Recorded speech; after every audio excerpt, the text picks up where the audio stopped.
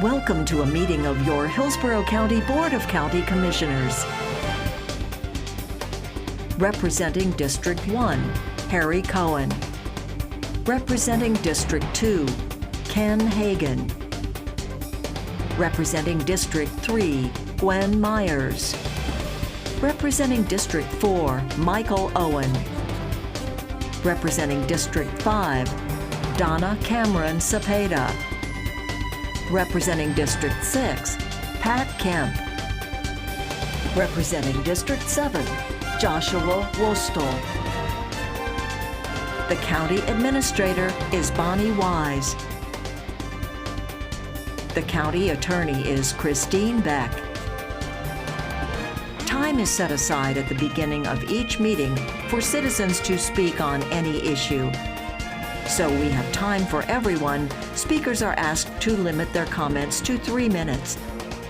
Today's meeting is brought to you with closed captioning by Hillsborough Television.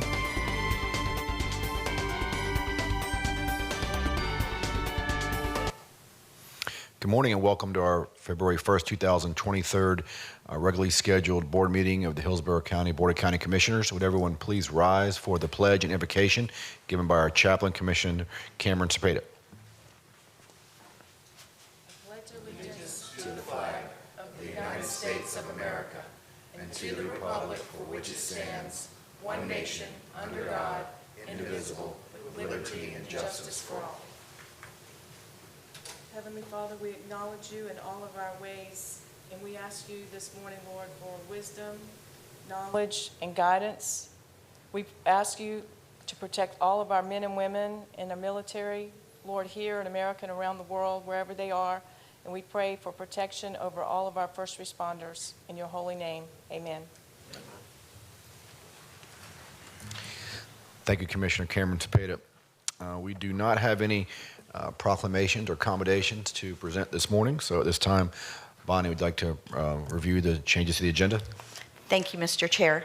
The first item is item F1. This is by Commissioner Hagan. This is to select 2 commissioners to serve as a canvassing board member for the 2023 City of Tampa elections. This will be 1 member and 1 alternate. At 10 a.m., we have item D1. This is to conduct a public hearing to consider an amendment to Hillsborough County ordinances pertaining to animal control, banning the retail sale of rabbits, commercial establishments in certain public places, and providing for certain agricultural and other exemptions and penalties. This is related to item B2. And then we have item B2 also at 10 a.m. related to item D1 is to contingent on the board's approval of the ordinance prohibiting the retail sale of rabbits, adopt a resolution establishing civil penalties not to exceed $500 per Florida law for violations of the county's ordinance prohibiting the retail sale of rabbits from commercial establishments and certain public places and providing for agricultural and other exemptions and penalties. 11:45 is a recess for lunch. Those are the changes to the agenda. We have a motion to approve. Second. Motion to approve the changes, Commissioner Myers, second Commissioner Kemp. Please record your vote.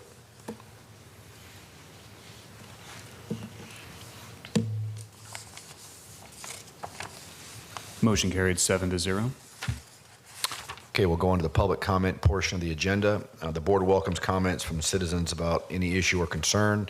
Your opinions are valued in terms of providing input to the board members. However, it is requested at the same time when you address the board that comments are not directed personally against a commissioner or staff member, but rather directed at the issues.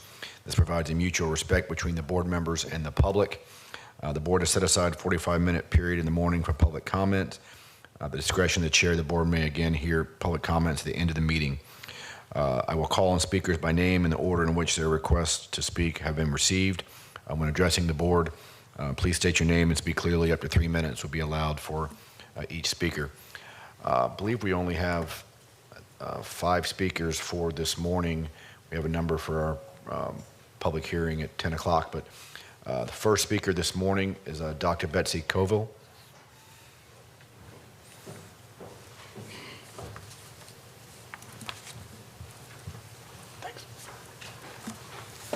Good morning, Dr. Coville. Good morning.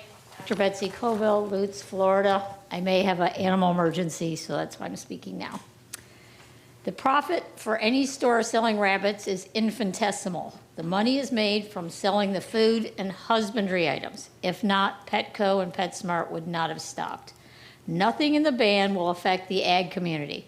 Rabbits sold for meat or fur are not the same as the pet rabbits. FFA and 4-H are exhibition quality.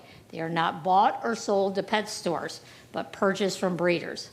Show quality rabbits are cherished, treated with care, have value, and frequently passed to family and friends. Pet store rabbits are exploited in bunny mills, with an entire life alone in a cramped, dark, dirty cage. Less valued individually compared to dogs and cats makes them easily expendable for losses in transport. Babies are pulled early to be for sale at 6 weeks. They are weak and predisposed to death and disease. Our public shelters are not equipped to take in rabbits, which places the entire burden on rescues. Cost of care is significantly more than a dog or cat. Spay and neuter are much more expensive. There is a real threat of the fatal rabbit hemorrhagic disease infecting our native rabbits with the tendency to dump them outside. Vets who provide vaccines are few, and it is very cost prohibitive. Cute bunnies rarely reach their senior years, and the majority lead an inhumane life. After a few years, owners are disenchanted with the amount of care, cost, and longevity. It is irresponsible to feed a system if we are not willing to take care of the consequences. If we as a county cannot deal with the massive number of unwanted rabbits, we need to turn off the faucet. The rescues have borne the burden financially and emotionally for decades. Now that we are aware of the callousness which most pet rabbits succumb to, we have an obligation to rectify their care going forward. The burden is ours as a society, not the rescues. Thank you very much. Thank you, Dr. Koval. Joseph Robinson.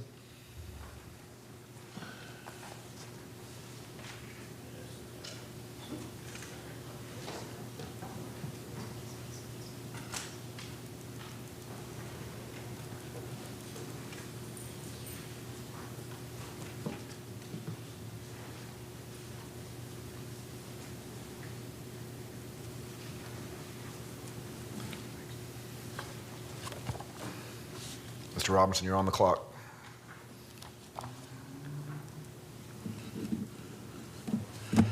Good morning, Chair Hagan, board members, County Administrator Bonnie Wise, and staff. My name is Joe Robinson, a fiscal conservative and Hillsborough County taxpayer. I'm here to exercise my First Amendment rights under duress. Hillsborough County Board of County Commissioners request for the board to make motions. 1, Hillsborough County Board of County Commissioners should request a forensic audit of the NAACP Hillsborough County branch's finances and that it be provided to them by the NAACP Hillsborough County branch at the branch's expense. And the Hillsborough County Board of County Commissioners should request an audit be performed by the county auditor on funds given to the NAACP Hillsborough County branch for the last 3 years before the fiscal year 2023 budgeted $50,000 be released to the NAACP Hillsborough County branch. The reason for the request to the board is for a forensic audit of the finances from the NAACP Hillsborough County branch, and that the Hillsborough County Board of County Commissioners request an audit be performed by the county auditor on funds given to the NAACP Hillsborough County branch for the last 3 years is because it is the Hillsborough County Board of County Commissioners' responsibility for transparency and accountability of taxpayer dollars being budgeted, received, and spent by nonprofit public charity entities when funds come from the county's budget. The attached press release dated November 16, 2022 gives more reasons why this should be conducted.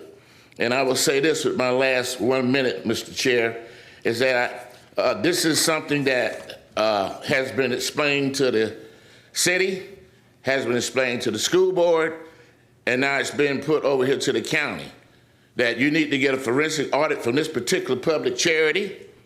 There are issues attached to the documents that I want received and filed into the record, identifies why I'm requesting this.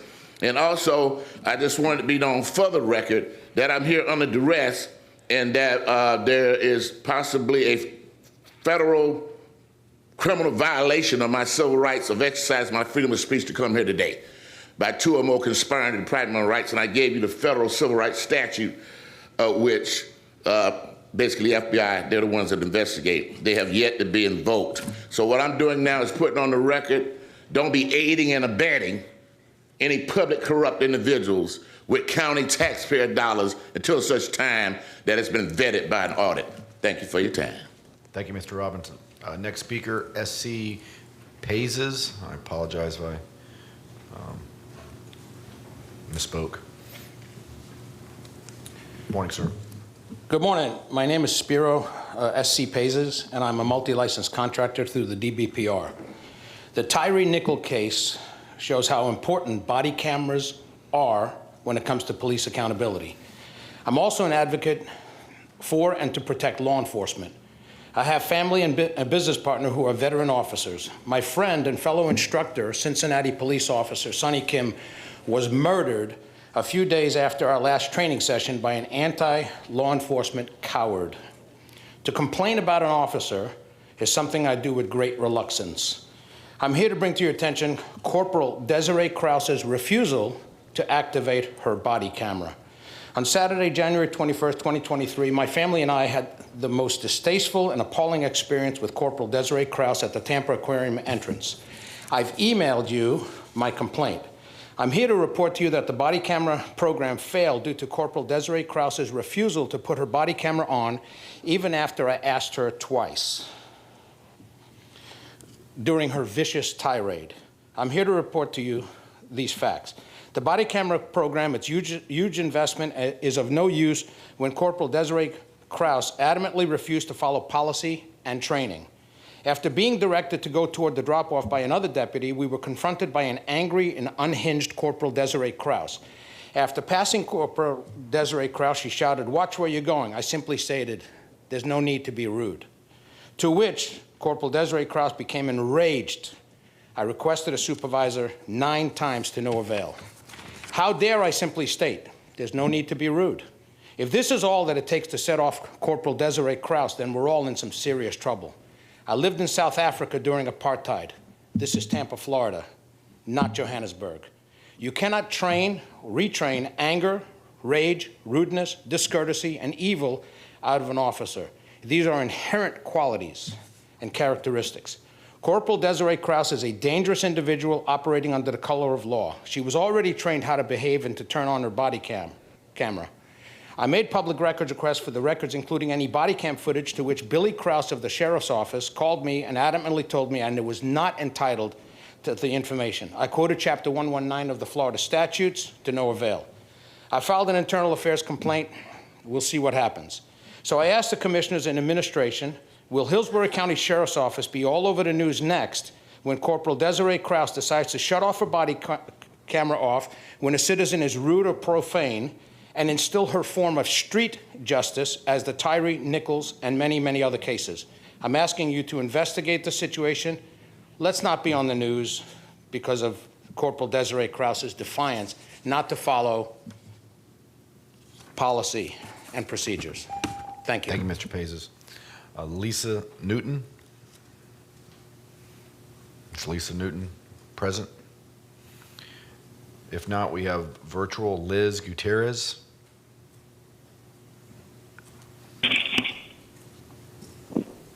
Good morning, Commissioners. This is Liz Gutierrez.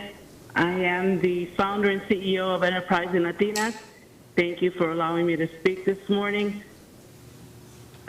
Enterprising Latinas is a women's economic development organization that for the past several years has been partnering with the community as well as many of our public agencies to bring about significant improvements in Waimama that will create a more prosperous community for all.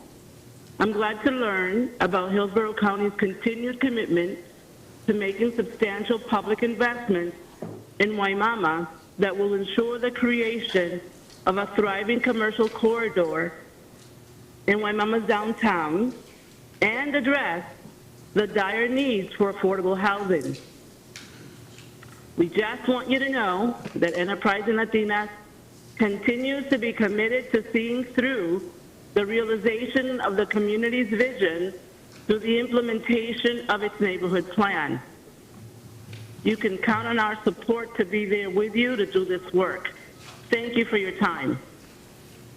Thank you, ma'am. Appreciate your comments. That closes the public comment portion of the agenda. Can we have a motion to approve consent? Got a motion approved by Commissioner Cohen, second Commissioner Kemp. If no comments, please record your vote.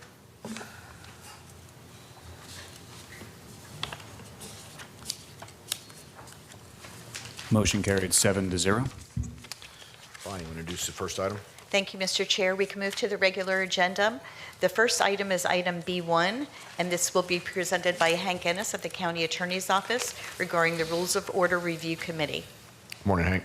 Good morning. My name is Hank Ennis, and I'm with the Hillsborough County Attorney's Office.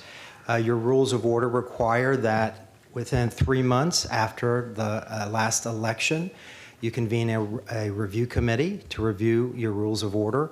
The committee is made up of members of the Board of County Commissioners, the Clerk's Office, and the County Administrator's Office. And the County Attorney's Office serves as legal counsel to the review committee. We'll meet, we'll do a page turner on the rules of order, we'll recommend changes, or we may not make any changes at all. We'll bring that back to the Board of County Commissioners for final approval.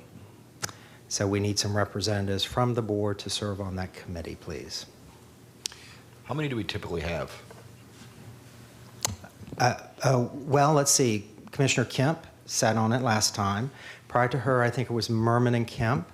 And then prior to that, it was Miller and Higginbotham. So we've had most of the ones we've had are 2 is the max that we've had in the past. But 1 is fine, or even more than 2. Or none. If everybody's content with the rules, you do not have to do this. This is the opportunity under the rules to do it. So anybody who wants to participate can, but it's not required if everybody is satisfied with the rules. I would like to, if possible. Okay, we have Commissioner Owen. Commissioner Wolstel, you're in the queue. Sorry, I will as well. All right. Let me ask, has it been the norm in the past that the chair serves on it, or is it essentially No, it can discretion? be anybody. It doesn't need to be the chair. Okay. Commissioner Myers. I'd like to nominate the chair to join the committee. Do we anticipate there being very many meetings? Well, we'll have 1 meeting for sure, and then I'll produce a red line version, and y'all will review that, and then if necessary, we'll meet again. Okay. Is everyone comfortable with Commissioner Owen, Commissioner Wolstel, and myself serving? Yes. Okay. Can we have a motion to that effect? Move for approval. Second. Motion by Commissioner Myers, second Commissioner Cohen. If no other comments, please record your vote.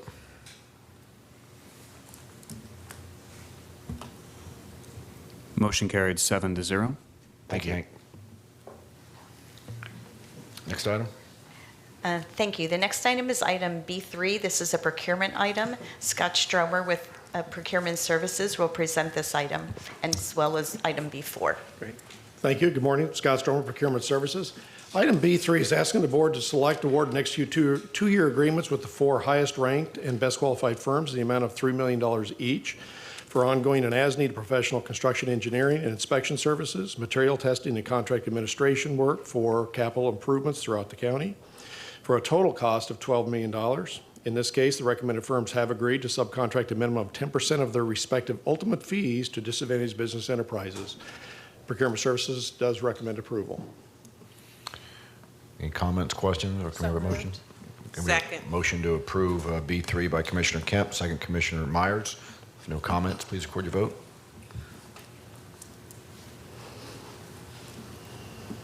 Motion carried 7-0.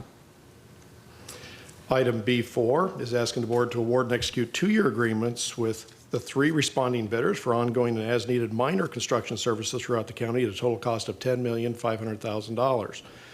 The individual award amounts are graduated, with the largest award going to the firm with the lowest multiplier. The subject services will be used to support the county's repair, replacement, renovation, and maintenance asset preservation program, which is also known as R3M. Rather than routine or reoccurring maintenance, R3M projects typically involve replacement, repair, and renovation of existing county facilities. Good examples would be air conditioning systems, roofs, parking lots, playgrounds, etc. All three recommended bidders have committed to meeting the county's construction apprenticeship program requirements and achieving the established disadvantaged business enterprise participation goal of 12%. One of the recommended firms, George G. Solar and Company Incorporated, is both a certified disadvantaged business enterprise and a registered small business. Procurement Services does recommend approval. Okay, can we have a motion? Motion by Commissioner Kemp. Second. Second, Commissioner Wolstel. For no comments, please record your vote. Motion carried 7-0. Okay, thank you. Thank you, Scott. Thank you. The next item is Commissioner Hagan, your item regarding selecting commissioners to serve on the canvassing board. Item F1. Thank you, Bonnie. I guess the chair typically serves, or Mary Helen, you can introduce this. You're far better at it than me. Good morning. Good morning, Commissioners. Mary Helen Ferris with the County Attorney's Office. The Florida statute dictates the composition of the canvassing board, which typically is the BOCC chair, supervisor of elections, and a county judge.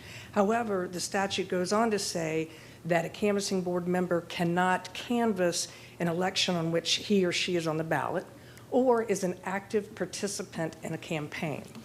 In 2009, previous to that, it was pretty lenient, but in 2009, the division came out and said, you can give campaign contributions, but you can't be an active member of a campaign, which is public endorsement with or without financial support, holding campaign signs, having a yard sign, having your name on a website, and things of that nature. So given that the chair is disqualified because he is an active participant, the statute says that the Board of County Commissioners must appoint another commissioner and an alternate as well in this case. Excellent explanation.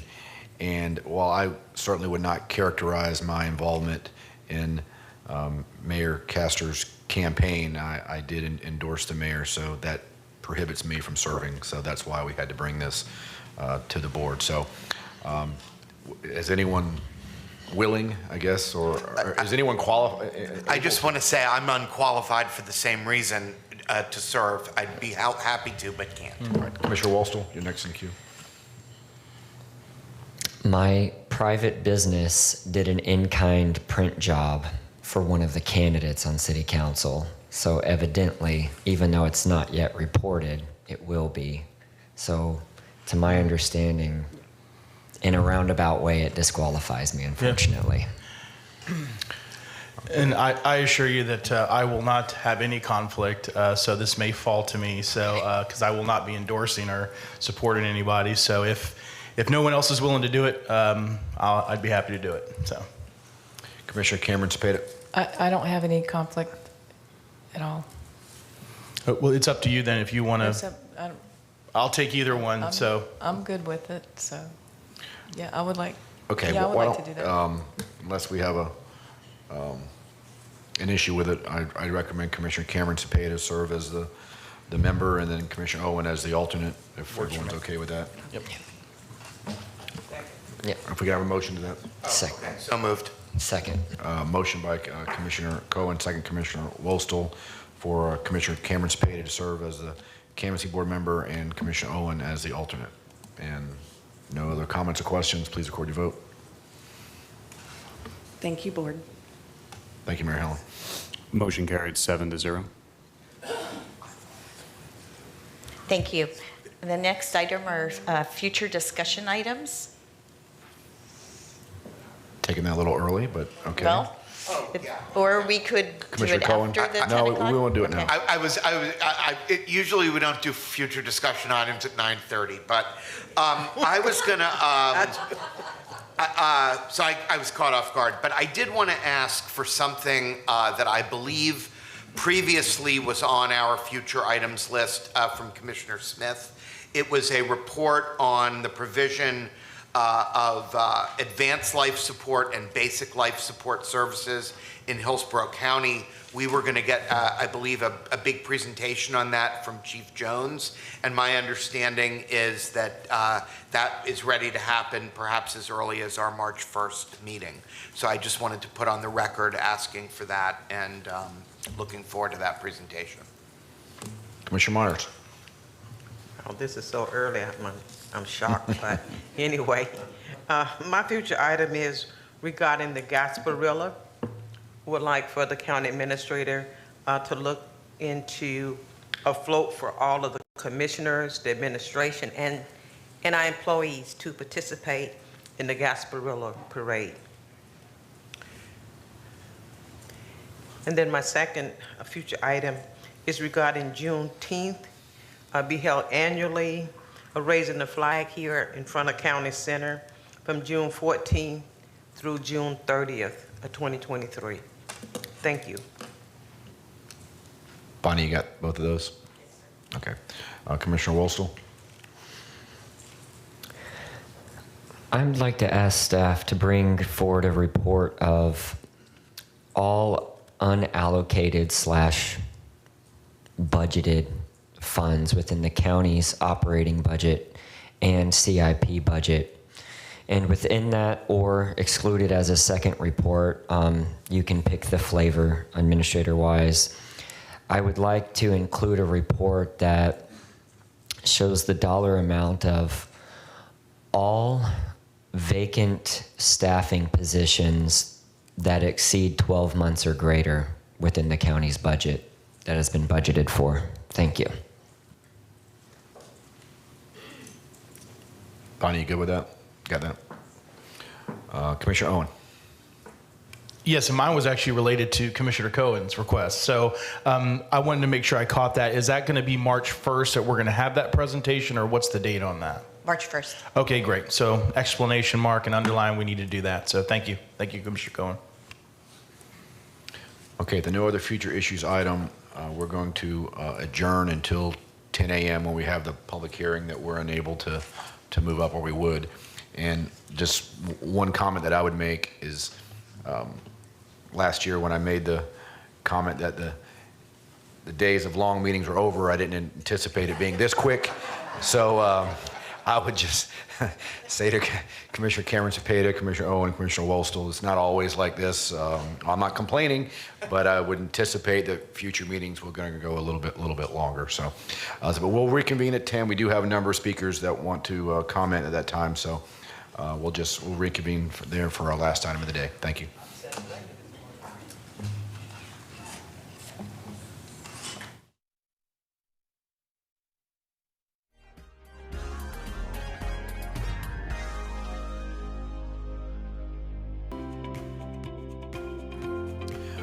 Good morning and welcome back to the Board of County Commissioners, February 1st, 2023 County Commission meeting. We have two items to be taking up that are related, D1 and B2. And Bonnie, do you want to introduce the first item, or is Deborah going to? Deborah is going to introduce this item from the County Attorney's Office. And this is to conduct a public hearing and to consider an amendment to the ordinances relating to animal control, banning the retail sale of rabbits. And with that, we can turn it over to Deborah Cromartie-Mincy. Thank you, Bonnie, and good morning, Commissioners. Deborah Cromartie-Mincy, County Attorney's Office. Item D1 is a public hearing to consider an amendment to Hillsborough County Code of Ordinances, Part A, Chapter 6, Article 2, which is known as Ordinance 0026 as amended, pertaining to animal control and providing for the regulation of rabbit sales in the county. More specifically, the board directed our office to draft an ordinance consistent with the Pasco County Ordinance. As such, the draft ordinance before you provide for 1, a ban on rabbit sales by commercial retail establishments like pet stores, 2, a ban on rabbit retail sales in public places like parking lots and other public common areas, and 3, agricultural, and other exemptions to the prohibition in order to avoid impacts to the agricultural industry and its activities in compliance with state law, and penalties. Any violation of this proposed ordinance will be a civil infraction by a maximum civil penalty not to exceed $500, consistent with state law and the Animal Control Ordinance. The amount of all penalties is established by BOCC resolution, a draft which is included in B1 agenda item, B2, and will be presented for the board's consideration following approval of this proposed ordinance. Regarding the ban on retail sales in public places, we would like to strike the term festival from the list of public places as reflected in Section 2A, subsection 2. Specifically, that is line 11 on page 3 of the ordinance. This removal will not change the intent of the ordinance, but avoid any confusion with agricultural activities that may take place at, for instance, the Strawberry Festival or at any other similar event like our county fair or our state fair. Per the board's request, we consulted with and received input from the agricultural community and Dr. Betsy Colville, who's present today, and notified pet retailers and potential stakeholders regarding the board's actions today. With me is Scott Trebotowski, Director of Pet Resources, and Jennifer Mott, who is a new attorney in our office and who greatly assisted with researching and drafting this ordinance. We are available should the board have any questions. Again, this is a public hearing, and all legal advertising requirements and other requirements have been met. Thank you. Thanks, Deborah. You're welcome. This is a public hearing. We have 16 individuals that have signed up. Most are virtual. I'll call your name in order of when you signed up. The first one is Renee Rivard in person, followed by Katie Nolan and Suzanne House, which are virtual. Is Ms. Rivard here? Okay, if not, we'll go on to Katie Nolan, which is virtual. Hello, can you hear me okay? Yes, ma'am. Great. Good morning. This is Katie Nolan, General Campaigner at In Defense of Animals, an international nonprofit with 250,000 supporters, and over 800 of those supporters are in Hillsborough County, Florida. Thank you so much for taking the time to hear public comments and for considering a rabbit retail sale ban. On behalf of our organization and its supporters, I encourage you to vote yes and to amend the Hillsborough County Code of Ordinances, ban the retail sale of rabbits, and establish civil penalties to address violations of the ordinance. Despite common misconceptions, rabbits can be very difficult to care for and require expensive veterinary care. In 2022, the Humane Society in Tampa took 272 unwanted pet rabbits and had to turn away 95 rabbits because of lack of space.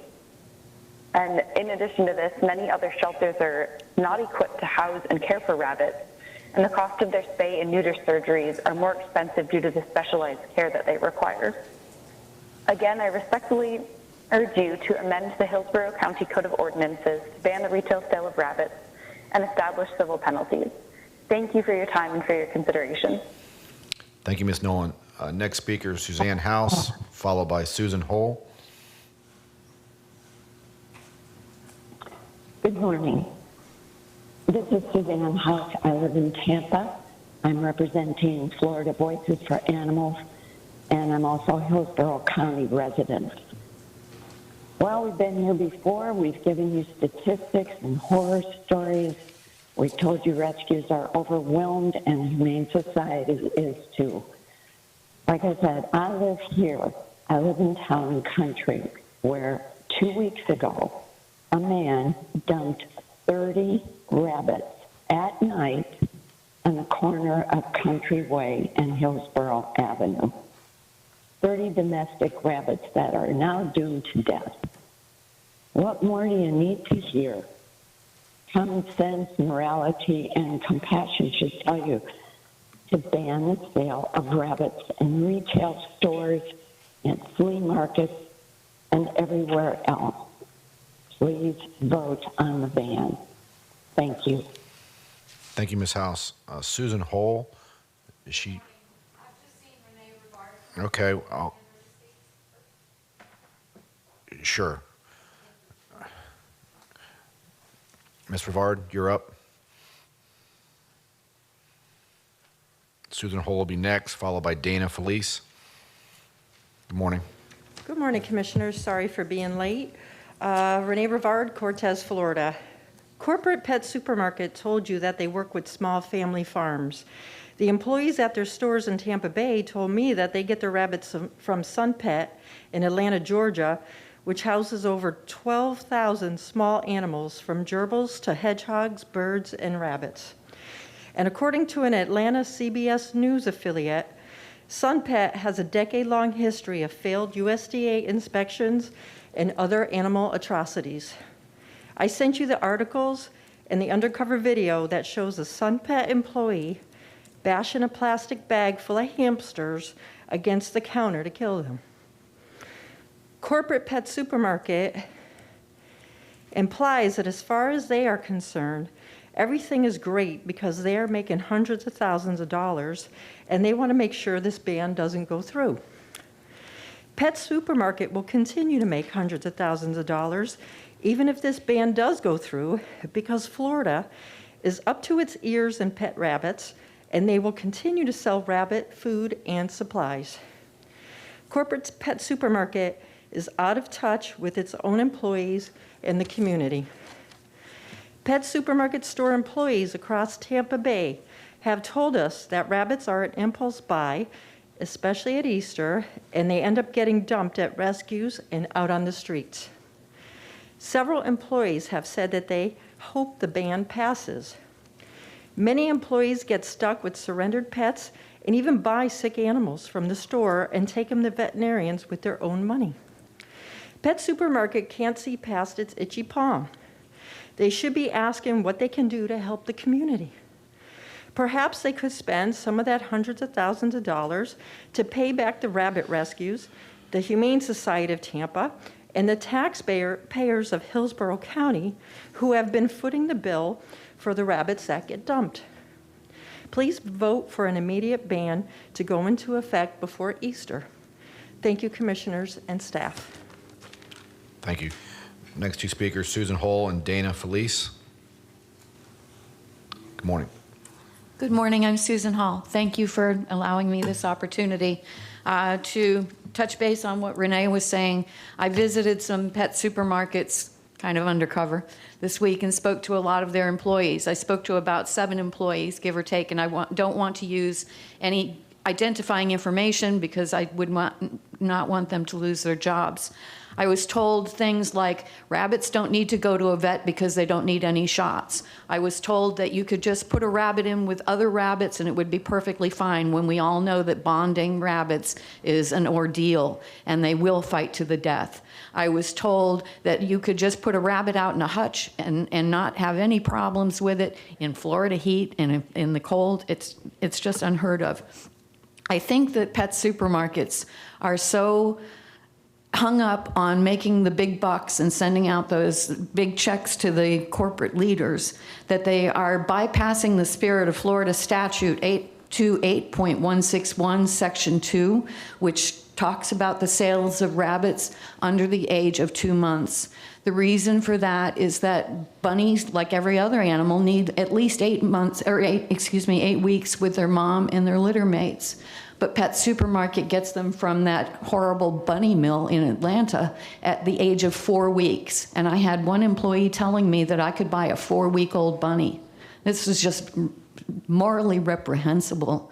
I'm begging you to support this amendment, to this ban on the sale of rabbits. As a volunteer with Suncoast House Rabbit Rescue, I've been involved in saving, who knows, 20 or so rabbits, but I can't do much more. And I don't have the funds, I don't have the emotional baggage to handle much more of this, and we need some help, and that help has got to stop with, as Renee said, turning off the faucet of these people that are making outrageous profits and getting nice big bonuses while I'm living on, cat food. Thank you, and have a great day. Thank you, Ms. Hall, for your comments. Dana Felice, and the next two speakers are virtual, will be Ashley Burke and Zunia Shorts. Good morning, Ms. Felice. Good morning. My name's Dana Felice. I'm a resident of Hillsborough County. I've been involved in rabbit rescue for over 25 years. I'm also a longtime member and educator with the House Rabbit Society, which empowers me to speak on behalf of the House Rabbit Society, but most importantly, educate the public and other interested parties on matters regarding rescued rabbits. Like others have said, the rescue of rabbits is an emotional, physical, and financial burden. We need to turn the faucet off at the source, and I support the passing of this ban and urge you to support it as well. I agree with the situation with the lack of education in the retail stores. I've been so many times in a store and had to correct misinformation and even educate employees and inform them because their corporation did not provide the proper education. Today is the 1st of February. It is Adopt a Rescued Rabbit Month. Adopting a rescued rabbit is a vehicle for getting people rabbits, but giving them a new home versus buying a rabbit or a baby from the pet store. February is Adopt a Rescued Rabbit Month. This is the perfect opportunity to pass this ban. Thank you for your time. Thank you, Ms. Felice. Ashley Burke, which is virtual. Good morning, Commissioners. I appreciate your time. My name is Ashley Burke. I have previously lived in Hillsborough County, and I am now the president of Space Coast Bunnies. And I'm here this morning to speak for my Hillsborough friends who are unable to participate today. I'd like to specifically address concerns about the impact of a retail rabbit prohibition on business. The pet industry is a billion-dollar industry and growing. It is considered recession-proof. Live animal sales account for only 3 to 4% of the industry, and rabbits are only a fraction of that. Rabbits are considered low-margin products. The profit comes from ongoing purchases of high-margin supplies. So there is no shortage of demand for those products and impact on business. There will be no retailers that will go out of business because of a rabbit prohibition. Zero. This is not like the puppy stores. I would also like to add that business rights are not unlimited. We have regulations on pollution and other community harm. Pet stores are flooding our communities with unwanted animals, putting a cost on the community and taxpayers. And regulating overly populated domestic pets is perfectly reasonable. Pet store interests should not take priority over the well-being of the community. I would also like to inform you as a warning about what could possibly happen in Hillsborough County as what is happening in South Florida, where they have over 14 colonies right now and an estimated 500 rabbits that are living out on the streets. One colony in Miami has over 200.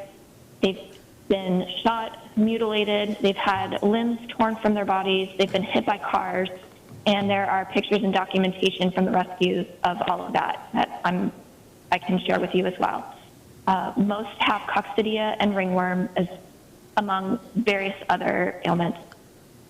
There's another colony in Fort Lauderdale that has 60 plus. A Cooper City colony all have severe respiratory infections and various other health issues. So I'm here to just reiterate that there is a cost of inaction. We are at a tipping point.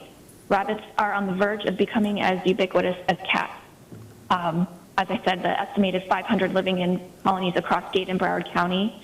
When retailers pump more impulsively purchased unwanted animals into the community, the result is angry residents and businesses and people poisoning animals, as recently happened in Orlando's Azalea Park. And then they come complaining to officials. We can still get ahead of this problem in Hillsborough County, but we need to do it now. I really appreciate your attention, your service, and your action to protect animals and consumers. Thank you, Ms. Burke. Next speaker is Sunya Schwartz, followed by Carolyn Massaro. Good morning. My name is Sunya Schwartz.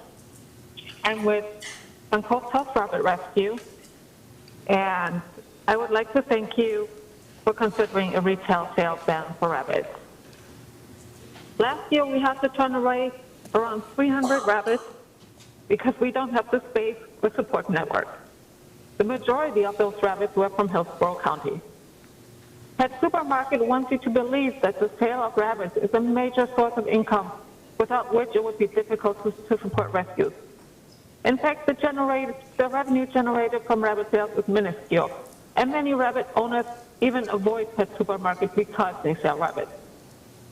Pet Supermarket wants you to believe that their employees are well educated, but this couldn't be further from the truth. Most don't even know that rabbits should be vaccinated against RHPV2, the rabbit hemorrhagic disease, which is an extremely dangerous and deadly virus that has the potential to wipe out the native cottontail population as well as domestic rabbits. This virus is not endemic in Florida yet. There were only a few isolated cases thus far, but it's only a matter of time. I don't want to single out Pet Supermarket. The other stores are not any better. Employees will still believe that it is fine for rabbits to live outside in hot shifts. This is not true. Have you ever been outside on a Florida summer day in a thick winter coat? If not, try it. That's how rabbits feel. It's really hot.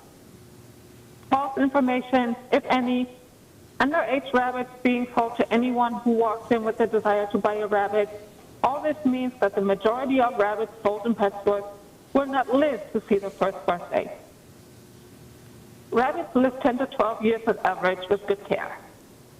Domestic rabbits lack the skills to survive in the wild.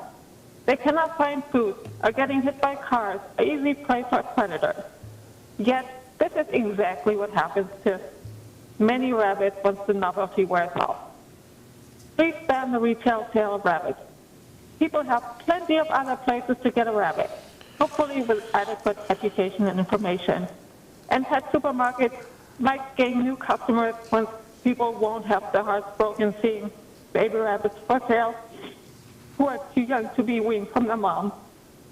Thank you so much. Thank you, Ms. Schwartz. Carolyn Massaro, followed by Miriam Parham. Hi, good morning. Hello, Commission members, and thank you for allowing me to speak today.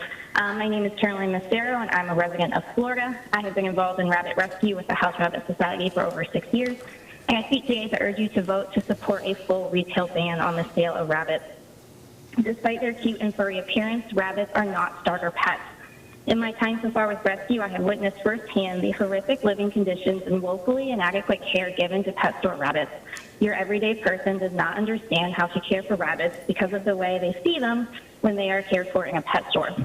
Rarely do rabbits get sufficient food and water in their cages when they are there, and new owners see that as proper care. Rabbits require complex and often expensive veterinary care. They can be challenging pets and are often impulse purchases, especially around Easter. Only a small percentage of rabbits adopted survive in a home setting after 1 year of purchase. Many are released into the wild where they may die of starvation. Few find homes and shelters because there are few options for abandoned rabbits, and current foster resources are strained each year every little bit more. Other counties and states have enacted bans that have already begun to see decreases in the numbers of rabbits coming into animal shelters. A decline in the number of rabbits coming into shelters means a decline in euthanasia and a greater ability for shelters to focus on life-saving efforts for the animals in their care. Once rabbits are removed from pet stores, hopeful adopters will need to seek out qualified shelters and rescue programs if they intend to adopt. This provides an excellent opportunity to educate future adopters on the special nature of rabbit care and help decide if a rabbit is right for their family. With a decrease in impulse purchases of rabbits from pet stores comes an increased opportunity for life-saving and educational care through rescue groups and shelters. As others have said, we must turn off the faucet.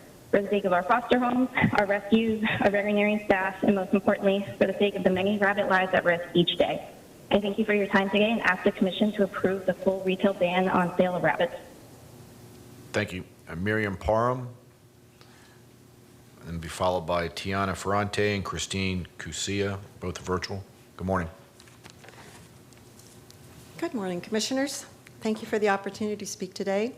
My name is Miriam Parham, and I represent Florida Voices for Animals, an all-volunteer nonprofit organization whose primary focus is to educate the public about the abuse and exploitation of animals. We incorporated in 1989 and currently have almost 4,700 supporters. We're so encouraged and delighted with this initiative, this ordinance to ban the retail sale of rabbits.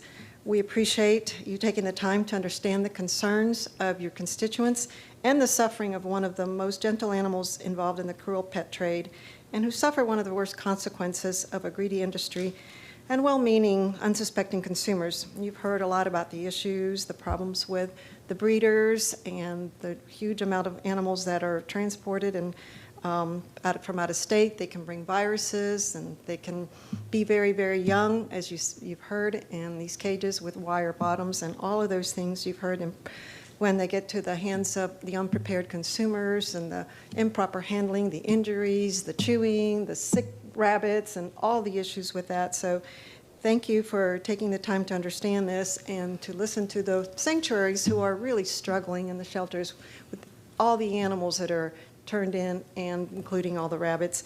So, and what I keep hearing too is about the rabbits that are being sold that are too young, maybe not at the retail sales, but they are being sold by the breeders, because apparently they're sitting in some of the retail stores held before they can actually be sold to consumers. So it's hard to understand. There's a disconnect there, how it's okay for them to be sold commercially but not retail, and have the tender rabbits just suffer in these cages that are very, harsh on their feet.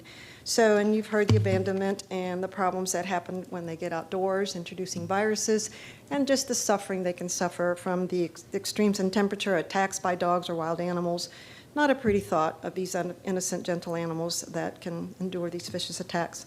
So we can't thank you enough for your willingness to help end the chain of suffering for these rabbits by modeling ordinance similar to Pasco County, who passed the ban last year. And just in closing, I thought it was of interest. This is the month of Adopt a Shelter Rabbit. But this year apparently is the year of the rabbit too. And rabbits symbolize mercy and peace. And this year is predicted to be a year of hope. And let's hope that we can really make 2023 a real year for the rabbits. So we now hope you will join the many other counties and cities that have already banned the retail sales. So we really thank you very much for taking the time. Thank you, Ms. Parham. Thank you. Tiana Ferrante, virtual. Good morning, Commissioners. Can you hear me? Yes. Thank you. My name is Tiana Ferrante, and I'm an attorney and rabbit rescue volunteer from Lee County. I'm here on behalf of the rabbit rescues in Hillsborough County that we network with, such as the Suncoast House Rabbit Society of Tampa Bay. And I come in support of the ban on the retail sale of rabbits in commercial establishments, as rabbit rescues all over the state struggle with the same predicament. Rabbits are popular purchases for children during Easter and throughout the year, but many don't know the effects of rabbit purchases at pet stores. The sale of rabbits at pet stores allows for immediate purchase, which is often on impulse. Rabbits are frequently abandoned, leaving the locally run rabbit rescues to turn away stray domestic rabbits that are either purchased and dumped in shelters or found abandoned in houses, public common areas, and even roadways. The rescues are overrun by the need, much like cat rescues, but without similar protection and awareness. In addition to the public nuisance and the taxpayer burden that this causes, these domestic rabbits have no chance on their own outside and die from predators, disease, and starvation.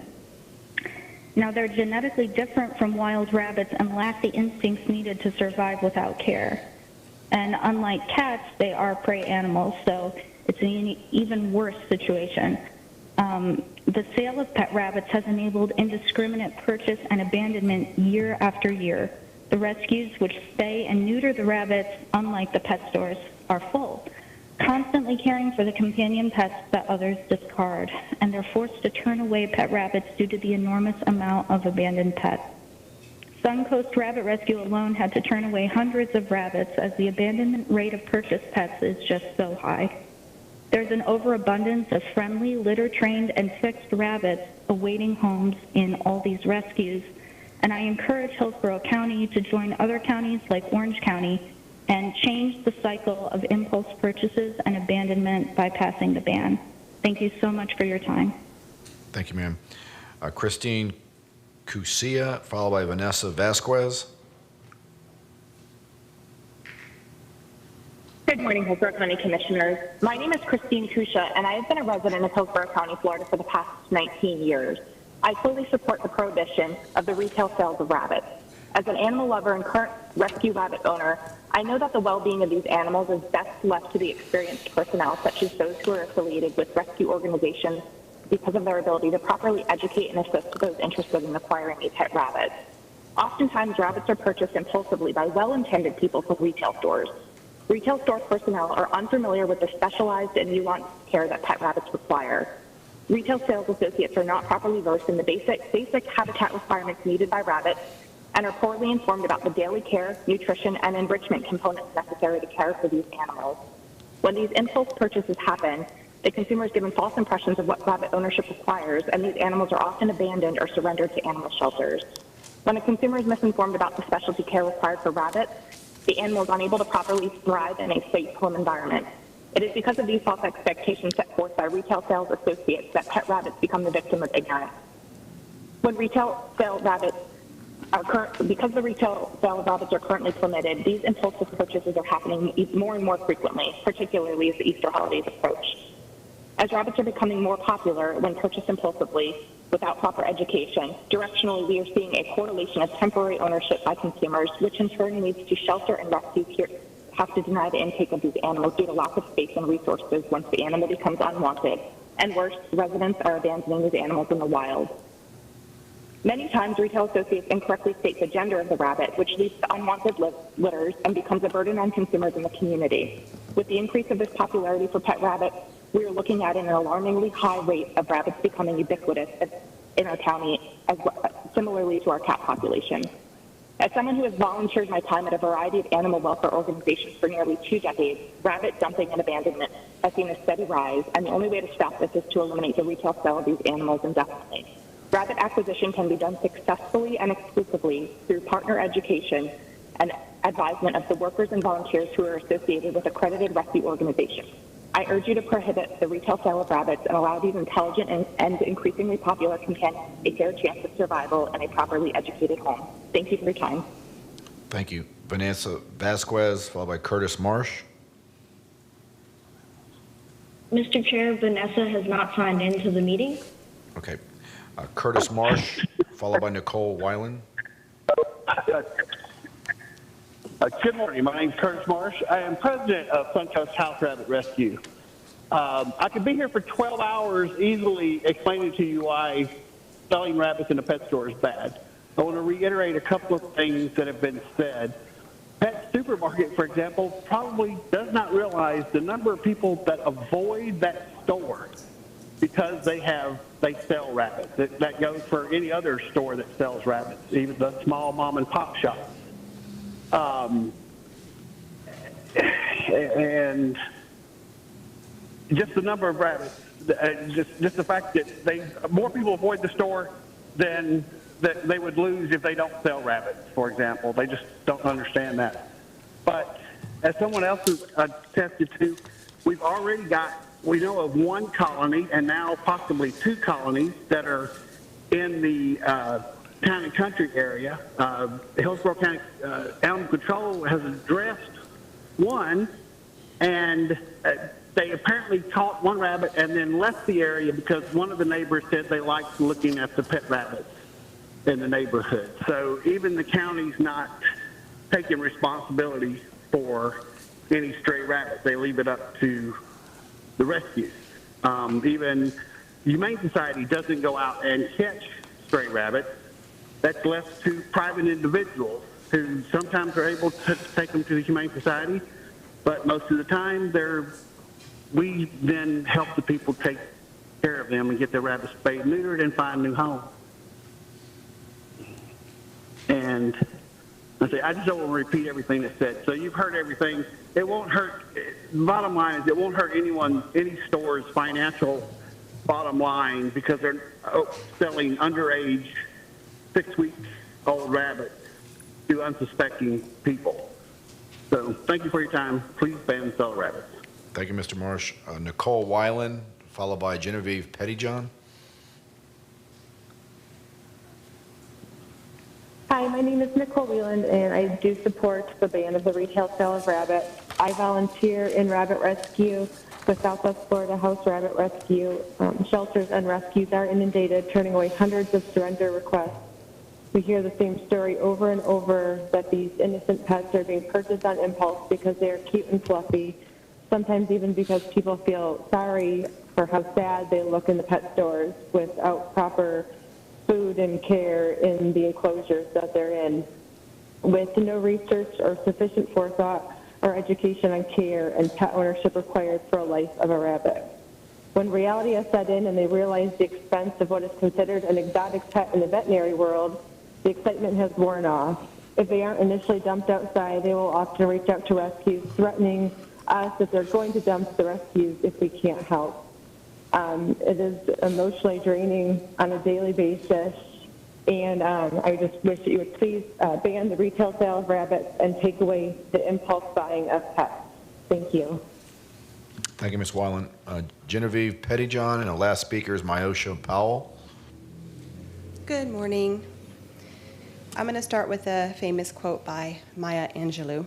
When we know better, we do better, and I think we're there now. I think we all are ready to do better for these rabbits. Again, my name is Jenny Pettyjohn. I am a house rabbit educator in training. I help with pretty much any rabbit rescue in the state of Florida that needs help. Mostly, I do my work with the two that you've already heard from today, Suncoast House Rabbit Rescue and Southwest Florida House Rabbit Rescue. But a lot of what I do is respond to my community posts that I find about domestic rabbits that are on the loose and that need to be captured. So typically I go out and help with my friends, and we capture these rabbits, and then we have to bring them somewhere. So this is a whole another problem for me. Where do these rabbits go? Everybody is so full. We can't bring them to a rescue right now because every single rescue is full. All the shelters are full. So where do they go? I don't know. We don't have that answer. I'm also going to speak on behalf of Jen Macbeth because she couldn't be here today. Jen is the president of Southwest Florida House Rabbit Rescue. They're based out of Estero, Florida. This is some of the information that she passed on to me to share with you. She says, last year we had requests to take 512 rabbits from owners. This year so far, they already have 71 requests. And those are only the people that took the time to fill out the form online. Rescues all around the state are seeing even higher numbers, in some cases almost double. Our form breaks it down by county, but also where the rabbits were obtained. 87% are from pet stores and breeders. The House Rabbit Society notes that 90% of rabbits will die or will be discarded within the first year of life. This is a companion animal, and they can live up to 10 to 12 years, not a disposable animal that should be just thrown outside when you're done with them. This has become a silent epidemic that breeders and pet stores are blind to, but rescuers are gravely aware of the horrors of dumped and abandoned rabbits. Rabbit and pet rehoming groups on Facebook, Craigslist, and other like avenues are overwhelmed with rabbits. There are nowhere for them to go, and there is no need for pet stores to buy them from breeders to resell them. We get several calls a week for pet stores that missex rabbits, and now the owners have offspring to deal with. Rabbits give birth up to 10 kits every 30 days. It costs an average of $400 to sterilize a rabbit. They are sold as babies at pet stores before they hit maturity and often become a nightmare for unsuspecting owners because they get quite messy with their potty habits before they are sterilized. We are left with... Thank you, ma'am. Thank you. Last speaker, Myosha Powell, virtual. Hi, thank you for taking the time out to let me speak. Again, my name is Myosha Powell. I'm a Hillsborough County resident, and I'm a taxpayer. And my concern to all of this is that in a time with economic uncertainty, and you have family-owned farms and breeders that may be making a living, or at least having a living be added to, or this adding to their living. The idea of fully banning commercial sales of rabbits, I'm not comfortable with that. I would like if you guys consider to vote no to the ordinance. Reason being is a lot of what I've heard today has a lot to do seemingly with a lack of education. So if the it seems like there's other approaches rather than to do a full-on ban, which can result in ultimately, yes, money being lost. It can also result in there's penalties that's associated with this. So then there's additional issues that people will have to contend with financially. Then that could trickle down and impact having less employees. Teenagers who have jobs at these places can ultimately be let go. People who are working there, whomever might be receiving or making a living as a result of it. So it's, again, based off of a lot of what was said, and I do appreciate a lot of the heartfelt sentiment, it just seems as though a lot of this can be handled in a different approach, where there can be more education, where you can continue with the Adopt a Rabbit things that they're doing. They said this month that they're doing Adopt a Rabbit for families to go ahead and consider, which is something that I'd even consider. So I just want to register the fact that I would like my voice to be heard in this, and that you guys would consider to vote no. Thank you, Ms. Powell. Appreciate your comments. That closes the public comment portion of the agenda. We'll go into board discussion. Commissioner Kemp. Thank you. I'll first start by thanking our staff, and in particular our legal services, Ms. Cromartie-Mincy, as well as Jennifer Mott, and thank you all. I know that you worked hard on this, and we landed on pretty similar ordinance to what Pasco County has, but for, I guess, what I heard this morning. And I'd like to also thank Pet Resources staff and all the staff that have worked so hard on this. It's been a number of years, actually. Thank you to Dr. Betsy Colville. She has been certainly there, again, over a number of years, and so many others. The speakers this morning, hundreds of those who have written in emails over the years with this also, who have been incredibly dedicated on this issue, documenting it for us, educating us, raising community awareness over and over again. The persistence is amazing, and I think that they have clearly made the case. So with that, I'll move approval with the revisions as noted this morning by Ms. Cromartie-Mincy. Okay, we have a motion to approve. Second. By Commissioner Kemp, second Commissioner Cohen. Commissioner Owen. Yes. Thank you, Mr. Chairman. As everybody knows here, I represent the majority, if not all, the ag community in Hillsborough County. And any time I see a ban where it affects the agriculture community, obviously it raises some concern. I have been in constant contact with the folks in East and South County. And I think the exemptions in here do a good job of excluding any type of business that would impact the agricultural community or FFA and 4-H. The one thing, Ms. Beck, festivals, and for full transparency, I was the one that wanted festivals stricken from the record. And the reason because, and I think they did a good job of explaining that, is that state and county fairs, sometimes these fairs are also called just festivals, like our strawberry festivals. So I want to know, is festivals being moved to number 4 in the exemption list?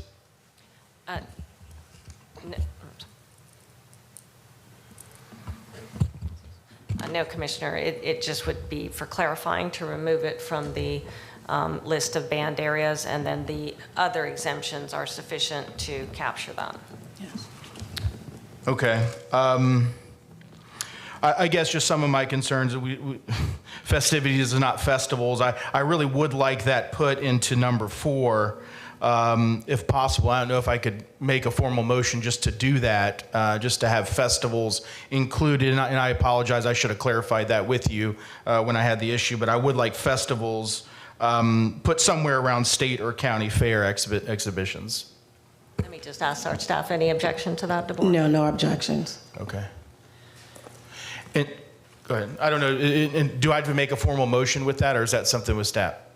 Because it will be tweaking the ordinance, it would be it would be best practice to go ahead and make that motion to add the word festival into paragraph 4 under the exemptions B. Okay, I'll make that formal motion to move festivals into Section B exemptions to be included somewhere in number 4. I'll second. Okay, so that's an amendment to the motion by Commissioner Owen, second Commissioner Wostel. Any other comments on that? Yeah. My last comment is I'm looking at this as a really isolated incident. So I really am. We lawyers, we use these words like slippery slopes once we create laws and ordinances. What they could lead to, if it could lead to more bans on the selling of other agricultural animals. I just want to make it clear for the record that I won't be supporting anymore. This is an isolated incident. Again, I've contacted the ag community. We've looked at these exemptions, and they look like they really delineate and remove agriculture from it. So that's my last comment. Thanks. All right, thank you. Commissioner Wilson, do you have any comments on the amendment? I don't have any comments on the amendment. No. All right, why don't we go ahead and vote on the amendment by Commissioner Owen, second Commissioner Wostel. Please record your vote.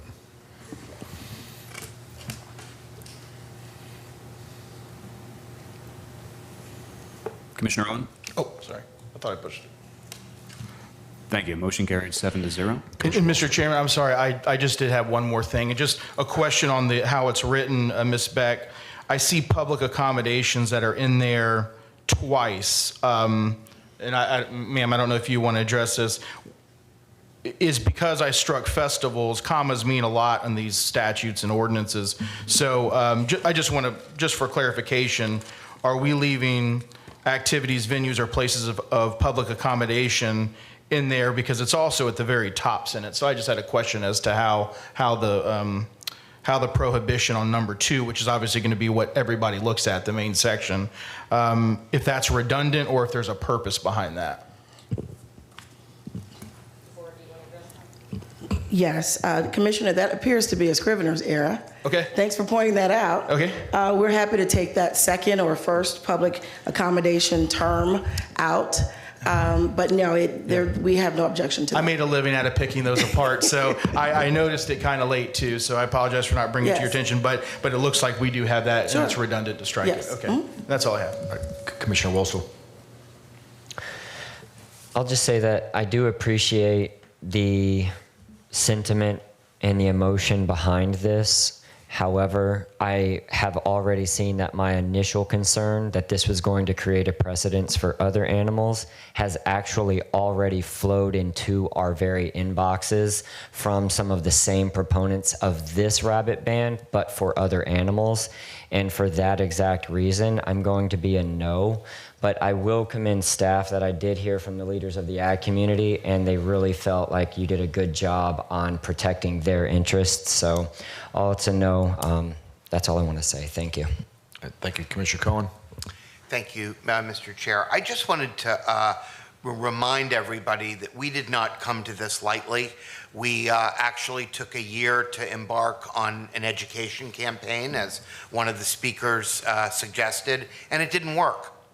And so we got to this point because I think that some of us felt there just simply is no other choice in order to really do the humane thing here. So I will be supporting this ordinance.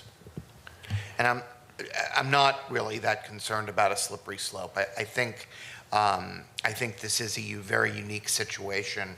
I recognize the concerns that have been raised, but there's been very compelling evidence presented here that this is really a unique circumstance that negatively impacts an awful lot of defenseless animals. Thank you. Excellent points, Commissioner Cohen, particularly with respect to the fact that we're not undertaking this lightly. We tried to do it last year. We didn't have enough time, as advised by our county attorney's office. So I think that's very good that you pointed that out. I want to thank Commissioner Kemp for spearheading this item. I want to thank staff for all of their hard work, and I say that because I'm very proud to have championed our initial pet retail sales ban ordinance back in 2017. I did it once I became aware of the widespread exploitation and inhumane treatment at puppy mills. One thing I think it's important to point out, and we did when we originally approved the ordinance, but we really didn't mention it much today, is there can still be retail sales, but they must utilize an adoption-based model. So I think that's important to point out.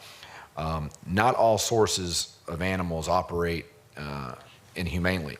However, what we found out through the years, that there are a lot of bad actors out there, and those puppy mills need to be eradicated. So this is one step that we can take toward achieving that goal.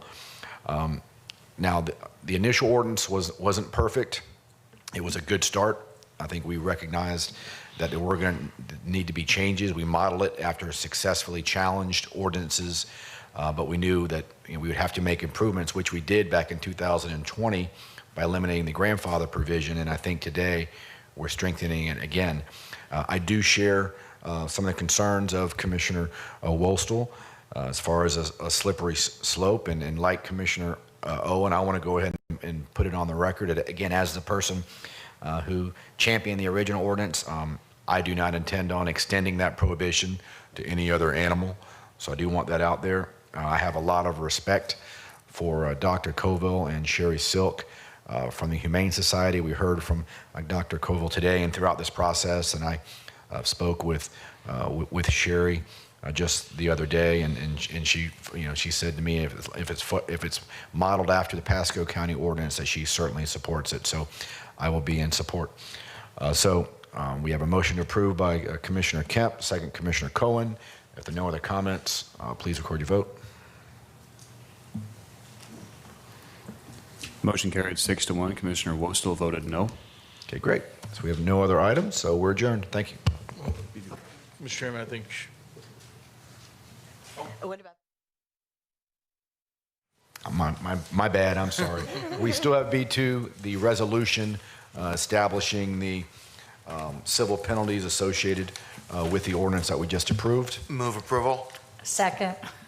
The board, do you need to say anything? You're comfortable?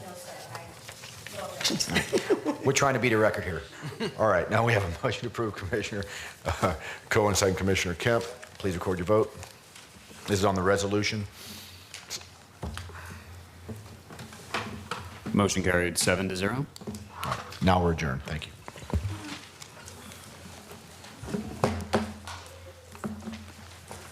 Trying to beat that record. You may beat it. We can.